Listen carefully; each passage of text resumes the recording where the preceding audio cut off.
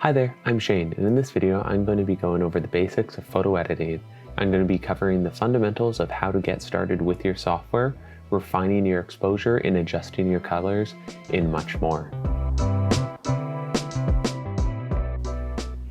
So this is going to be my long overdue tutorial on the very basics of photo editing. In this video, I'm not going to get too artsy or discuss my personal style. I'll save those for future videos. In this one, I'm just going to discuss the basics and technical know-how of what you need to do in order to get started with editing your photos on a computer.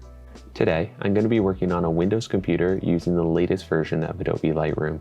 This doesn't mean you have to have the same setup though, and if you're working on a Mac or using Adobe Lightroom Classic, that's perfectly okay because the skills should be transferable between the different versions of the program.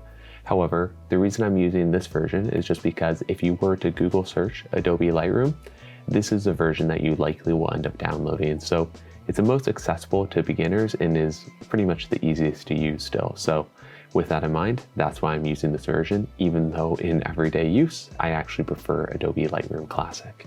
That's enough preamble though, let's get into actually editing the photos. The first thing you need to do is actually import the photos into Lightroom. So in order to do this, in the top left corner, you can add photos, or you can simply just drag and drop a photo into the software. Today, I have a whole set of demo images I'm going to be using for this video and a few videos to come. So all you need to do is import the image and you're good to go. One thing to keep in mind while you're editing is the file type you're going to be working with. Today, I'm going to be editing a raw image, and generally speaking, you're going to always want to have a raw file if you're going to be editing your photo. I made a whole nother video on this topic if you're interested in learning a little bit more about it. But my biggest recommendation is before you start taking your photos, you make sure if it's on your phone or camera, whatever device you're using, is that if there is the option to shoot in RAW, you do so, because it's going to give you a whole lot more room for editing when you hop into software like this. The photo I'm going to be working with today though clearly would benefit from some editing. Overall, the colors just seem rather desaturated, it's quite underexposed, and it just feels a little bit cold, and I want to fix that. Before I even get started with adjusting any of that though, I want to crop it to the dimensions I want to work with because it's going to give me a better perspective about how I'm going to want to edit the photo. So to do so, I can hit C or just click on the crop tool here. And again, I want to know what I'm going to edit this photo for, and I'm going to edit with Instagram in mind. So I'll crop it to a 4:5 dimension, and then I can rotate it by just dragging along the side here and turning the image a little bit. And then I can drag and drop the corners to bring it into a little bit of a better scale so my subject is in the middle. And it's that simple.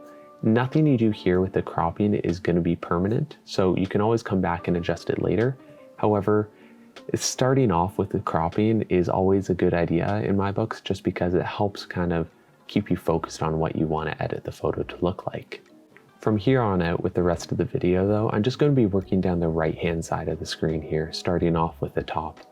Right here you see a graph, and this is called the histogram. In order to turn this on and off, if you don't see it, you just hit Control-O, and that should have it pop up there. What this is simply a chart that shows you where the light is distributed in your photo. On the left hand side here is the tone black, and on the right is white. And you can see in this photo, it is very dark, and it's represented in the histogram by having the majority of the values on the left-hand side of the graph. And this leads nicely into the first thing we can do to fix this image. We have this first section called light, and in here, we can adjust a photo by using the sliders. If I want to make the photo brighter, I can use the exposure slider here and just drag it to the right. And if I bring it to the right super far, the photo will get very white, and you can see my histogram is all on the right hand side, the complete opposite as before. And if I bring it to the left, it'll even get darker. If I don't want to actually just drag this dot though, I can simply just click on the number here and type in a value that I want. I think 1.5 stops would be good, so I'll type that in, and there we go. Knowing the numbers on how to increase it will be something that will be useful with time. However, I've edited this photo a couple times already, so I might have cheated and known how much would look good with this photo. But if you want to reset it to how you had it before, you simply double click on the dot and it will drop it back to 0. So I can just simply drag it back to around 1.5 and we're good to go. The next slider here is your contrast slider. This slider obviously increases or decreases the contrast in your photo. If we watch what it does to the histogram, it's pretty obvious. If I drag the contrast slider to the left, you see the image is just getting pretty gray. And if you look at the histogram, it basically puts all the values in the middle, which is where gray resides. However, if I drag it in the opposite direction, you can see how it kind of pushes everything and stretches it to either end and polarizes the photo so that my blacks are even blacker and all my whites are super white with not much really in the middle. Neither of these really look good, and quite frankly, the photo has a decent amount of contrast right out of camera. And generally speaking, the contrast slider isn't necessarily the tool I want to use in order to increase the contrast in the image, and we'll get to why in a few seconds. The next 4 sliders I'm going to discuss are all essentially variations of your exposure slider, except they adjust different components of your image, your highlights, shadows, whites, and blacks. The thing is, these all seem to do a very similar thing, so your highlights are actually slightly different than your whites. Your whites are going to affect the very edges of your photo in the brightest areas, so if I bring that up and down, you can see the brightest areas of my image either getting brighter or darker, whereas your highlights kind of are a little bit more towards the middle and aren't your necessarily bright whites, but rather your light grays. So as I bring this up, you can see the skin tones in the image are getting slightly brighter, and kind of the areas in the trees here are also affected by it. Whereas my shadows are again slightly darker colors that aren't quite black. So anything that is really in the shadows in the image will get lighter or darker. Likewise, your blacks essentially are the darkest or absolute darkest part of your image. And you can see on the histogram here, if I drag it to the left to get darker, my blacks basically are already as black as they can be. And if I bring it up, it'll get rid of basically all blacks in the photo. So really the darkest part of my image is just a light gray. These tools are very useful. However, they aren't necessarily terribly precise because they affect a large component of the image each time you move the slider. If you want to get a little bit more precise or have better creative control over your image, there's a much better tool, and that is the tone curve. The tone curve can be a rather intimidating tool when you're first getting started because it's not nearly as intuitive as a slider. However, I promise you it's not as scary as it looks, and it's pretty easy to understand. However, it is incredibly important to understand because any slight change to your tone curve can dramatically affect your overall image. All the tone curve is essentially a square here with a line that runs across it with a dot on either end. The top right corner of this dot represents the whites in your image, and by moving it, I can make all the whites in the image either be darker or brighter. And conversely, if I go to the bottom corner and drag on the dot there, this represents the blacks in the image. And if I bring this up, it's basically telling my image that I want all the blacks to be brighter. With this in mind, if I place a dot in the middle by clicking on the line and drag it up and down, what I'm saying is that I want the grays in the image to be brighter or darker. So if you want to reset it, you just simply double click on the dot in order to set the line back to normal, so you can always undo what you do. And the easiest way to understand it is simply just by messing around with it. A popular way of adjusting your tone curve is by making an S-curve to it. You do this by placing a dot in your highlights and in your shadows, and you bring the dot in the highlights up slightly to increase the brightness of your whites. And then in the shadows, you bring it down slightly in order to make your darks just a little bit darker. You can really mess around with it and make the image as contrasty as you'd like. However, I'm rather conservative usually with my editing, and I like having a rather minimal amount of contrast to maintain my dynamic range and really keep the image looking relatively realistic. However, you can stylize it whatever way you like here. Another popular thing you can do is give the photo a little bit of a faded look. This is achieved by adjusting your white and your black point after you have a couple new points on the image.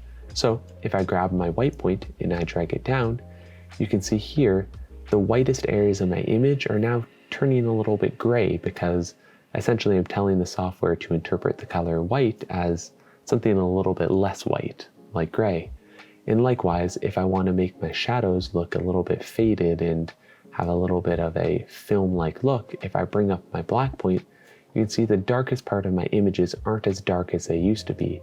However, it's not affecting the rest of my shadows because I have the point here. So you can see how a really minor adjustment though can dramatically change your image. It's for this reason, when I'm editing a photo, I like to adjust my tone curve before I start adjusting my highlights, whites, and shadows, because these tools are very good at small adjustments. However, they're not going to really affect the final look of your image. And especially if I'm editing a whole bulk amount of images, I like to use a similar tone curve between those photos, because if my black point and my white point are different between the images, they won't look as if they mesh up as nicely. So it's a great place to start. One thing you might have noticed is there's a few other views you can use, like the red, green, blue, and parametric view. Really, the RGB views are just for editing your colors. So if I place a point on the reds here, if I drag it down, it's decreasing the luminance and saturation of red in the image and putting it towards its contrasting color teal. And if I bring it up, it will increase how much red is in my image. Generally speaking though, I steer clear of utilizing these unless I really want to kind of dial in a creative look for the image, because they just can get a little bit aggressive and carried away quite quickly. However, they're very powerful tools and you can essentially edit an entire photo by only using the tone curves. However, for today, I'm not going to get too much deeper into that topic. The last one is the parametric curve, which is just a little bit of a more controlled way of adjusting your tone curve along predetermined lines. However, I don't really like using this version just because it's essentially just a dumbed down version of your point curve. So really, I think it's best off if you just learn how to use the fundamental point curve and you'll have a better time doing so. Now that I have the tone curve dialed in though, and I have my exposure a little bit corrected, I'm going to move on to adjusting my colors. And this is where shooting in RAW again really comes into play, because your temperature is going to be much easier to control if you're editing a RAW file, and it will be set to whatever your camera set by default while you're taking it. However, in a RAW file, you can adjust it essentially to whatever you like without many consequences to your final image quality. So I can click on one of the presets like daylight, cloudy, or for instance tungsten if I shot under a tungsten bulb. However, an easy way to fix it is if you hit W or select the dropper tool and choose a white part of your image. Thankfully in this one I have snow, which should be relatively white, and by clicking on that you can see Lightroom did a pretty good job of adjusting the white balance to be a little bit more similar to how I saw it the day the photo was taken. And you can adjust the tint here to really dial in your skin tones a little bit more, from green to magenta. In this photo, I'm going to just bring it up a little bit more towards magenta so that it has a little bit more warmth in those skin tones really. The next two sliders are your vibrance and saturation. These two again can be a little bit confusing because they look very similar and you'd think they do the same thing. However, they're quite different. Your saturation is the easier of the two to understand, so I'll start with that. All it is simply increasing or decreasing the total amount of color in your image. So if I drag it to the left, it becomes a black and white photo, and if I drag it to the right, it becomes hypersaturated. And this is a very heavy-handed global tool, whereas the vibrance slider is much more selective. It essentially increases color contrast while selectively keeping the most predominant colors in the image relatively controlled, especially skin tones. So if I bring this up, say towards 100, it does get rather saturated. However, it really is being biased towards the colors green, yellow, and red and blue rather than the skin tones, and it's not as dramatic as the saturation. If I bring it to somewhere around, say, 25, this photo still has a lot more pop than it did otherwise, and the colors all seem a lot more vibrant without feeling oversaturated. So It's a really effective tool to quickly get your colors to a better spot than they were initially. However, if you want to get more precise, there's a much better tool to do so, and that is the color mixer, which is one of my favorite tools. The color mixer tool is pretty self-explanatory, and you basically can pick the color of the choice that you'd like to adjust, and you can adjust its hue, let's say yellow, which is really prevalent in the background of this photo, which I can make either more green, or what I actually want to do is make it quite orange to give it a much warmer look. And if I want to emphasize this, I can increase the saturation and also make it a little bit brighter to give that background a little bit more pop. The same goes for any other color. For instance, the color blue, which is really prevalent in her scarf, and I can bring it down a little bit more towards a cyan color and increase the saturation or decrease it, and increase or decrease its luminance as well if I want to make the bluer objects in the photo feel a little bit brighter. And you can really mess around with this a lot. There's a ton of potential here for adjusting your photo and really dialing in the look you want to go for. And there's a whole lot of color theory that you can get into with contrasting your colors nicely and really limiting how many colors are in an image if you really want to. And really, I'm not an expert in color grading, however, I really enjoy doing it. So there's a lot of potential here, and it's definitely one of my most used tools. The biggest drawback though of using the color mixer is that even though it is very powerful, it is extremely tedious to use. And that's where the color grading tool comes into play, which is a lot more of a global adjustment to your colors. This is very similar to the old split toning tool in previous versions of Lightroom, or if you're using Adobe Premiere, this probably looks the exact same because they pulled it from their video editing software pretty much directly.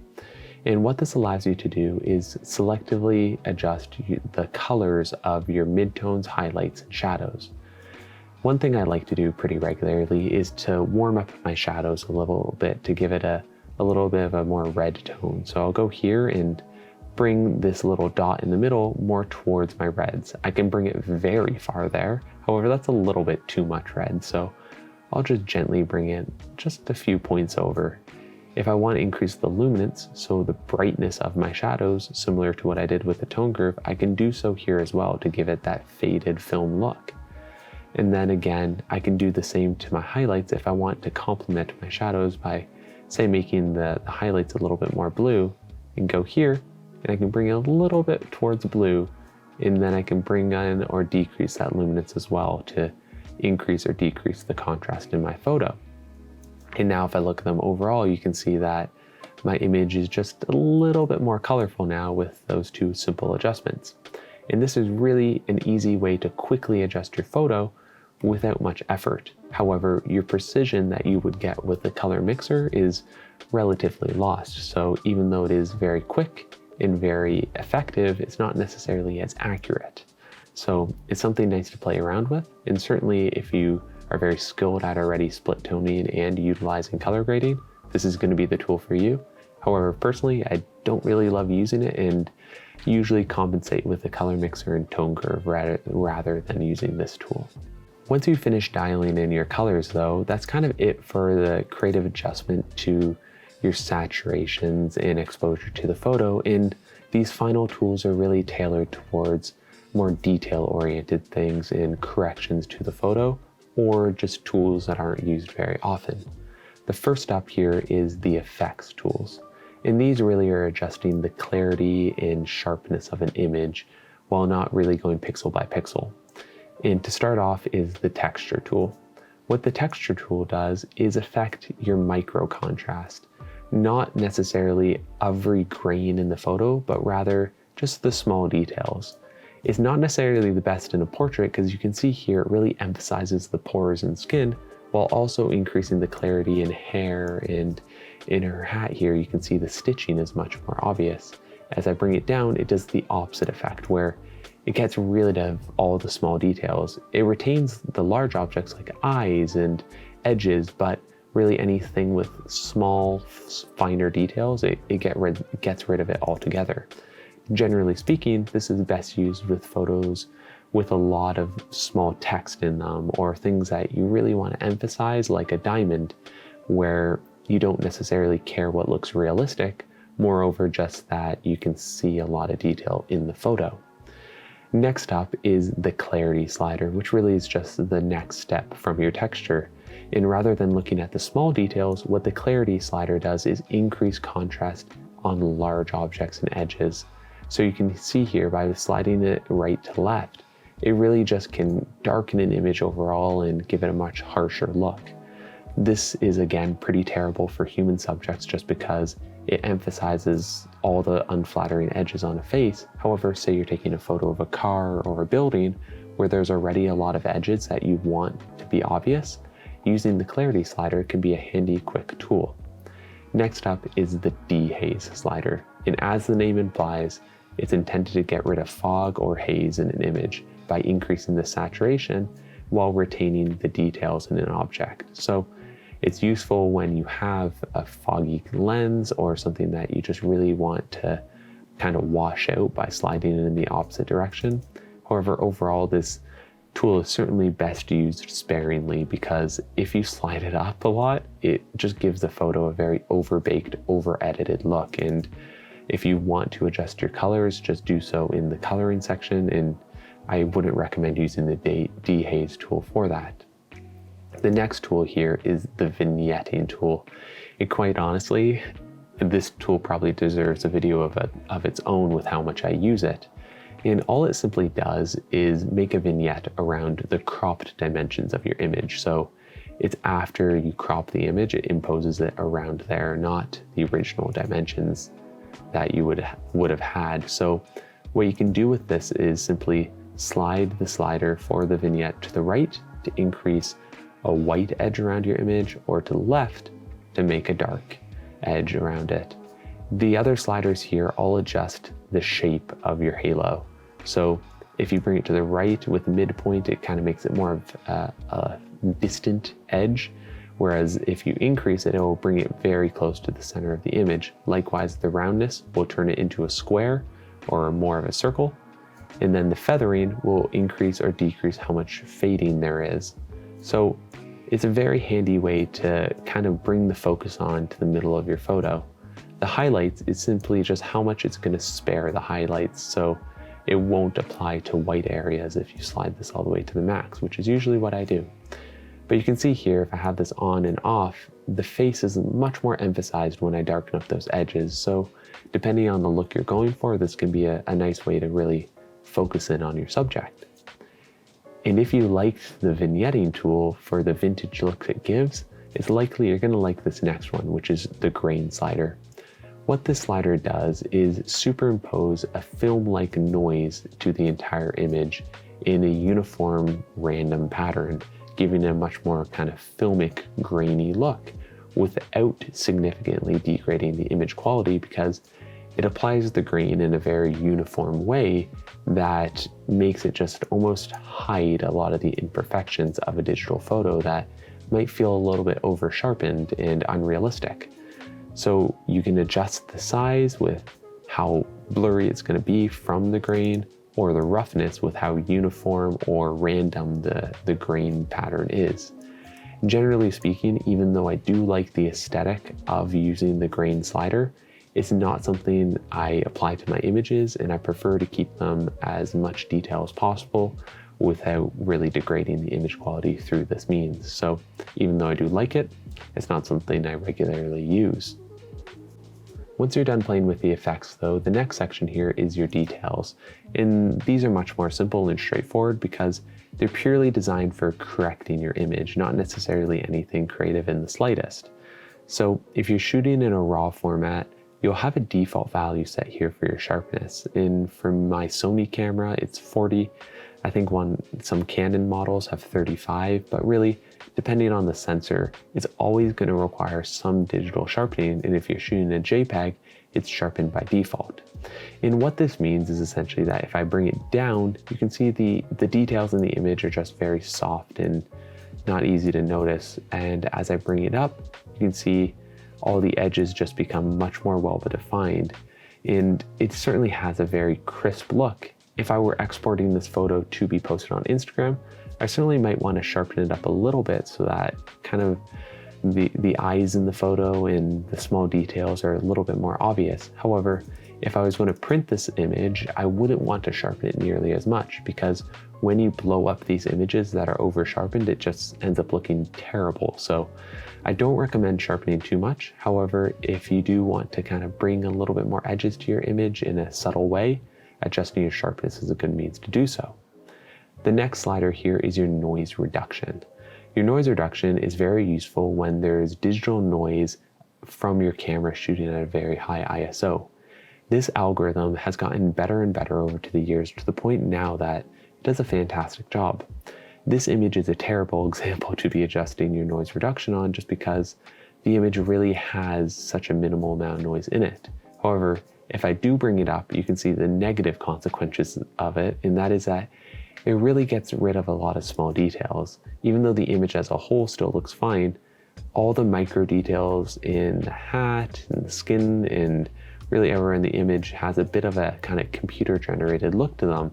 So unless you need to use the noise reduction tool, it's best off not doing so, but it is very powerful and can help recover a virtually useless image that might not look good without the effect applied. Last up is the color noise reduction, and very similar to the sharpening, a camera usually by default will apply a certain level of color noise reduction to an image. This is because camera sensors aren't perfect and they're always going to have a bit of color noise inherently. This camera is set to 25 by default, and you can see here as I bring it down, there's a little bit more grain kind of showing up here from the color noise, and if I bring it up, really it's much more subtle than the regular noise reduction, but it does handle any slight variations of colors quite well. This tool is a very useful one to have, especially if you have a black photo that just has random small pixels that are in your sky that clearly are incorrect. You can use the color noise reduction tool to help mitigate those issues. After the details though comes one of the last tools here, and that is your optics compensation. There's not a ton of options here to adjust, and really they don't all necessarily do a ton to your final image. The first up is the removal of chromatic aberration. It depends on what lens you're using, because sometimes this is already applied by the camera, so it doesn't always do too much. However, it helps get rid of color fringing caused by imperfections in your glass. You can see here, even to have it on or off, it's not really doing too much to the image. However, you can see the next option here is to enable lens corrections, which essentially has a profile in Lightroom that knows how the image is warped by the lens I'm using. And then by turning this on, it'll help compensate for the imperfections of the glass. The lens I was using didn't have a significant amount of distortion, so adjusting this slider doesn't really do too much. So I'll just leave it at 0. However, you will notice this lens had a lot of vignetting that when it was corrected, got rid of it. And quite frankly, I kind of liked the vignetting. So I'm gonna add some of it back in by just bringing the slider slightly to the left to correct that. The last option here is your Defridge tool, and all this is basically a tool designed to help correct chromatic aberrations further than you would have done without using it at all. So all I'm going to do is grab the dropper tool here and select the green area that I can see at the edge of my image, and then I can slide the slider to decrease its saturation and increase its brightness so it just looks like a normal light. And likewise, if I want to get rid of my magenta aberrations, which I can see some of here in this hat, I can just simply click on the dropper tool again and choose the magentas there, and that'll help kind of get rid of some of those magentas in the hat. And you can see with and without the corrections, there's not a ton of change. However, overall, my image is just a little bit cleaner because of those 2 minor adjustments. The last tool here is the geometry tool, and quite frankly, I'm not going to talk about it because it's not really applicable in your basic photo editing. This is a very niche tool that helps compensate for distortion or introduce some more distortion to an image in order to give it a unique perspective. And I made a whole separate video on this topic already, so if you are interested in messing around with the geometry tool, hit the link on screen right now and that'll take you to that video, because it's a lot of fun to use, but it's not really relevant today, unfortunately. There's a whole heck of a lot more I could talk about in the software though, like the healing brush and creating masks. However, for today, I'm just gonna leave it there. And I know this was a very long video, but I only just scratched the surface of what this software is capable of in all the kind of tips and tricks I want to share with you about how I like to edit photos. However, I think it's best to get really comfortable with these basics and being able to adjust your exposure and colors to better fit the creative vision that you had when you took your photo. And having a better understanding of how this software works will help you understand how you can push your photos further in the future and get more creative and unique perspectives from the images that you take.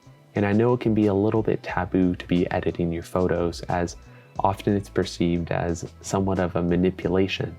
But a good perspective to have is to understand that the photos that you're taking are raw photos.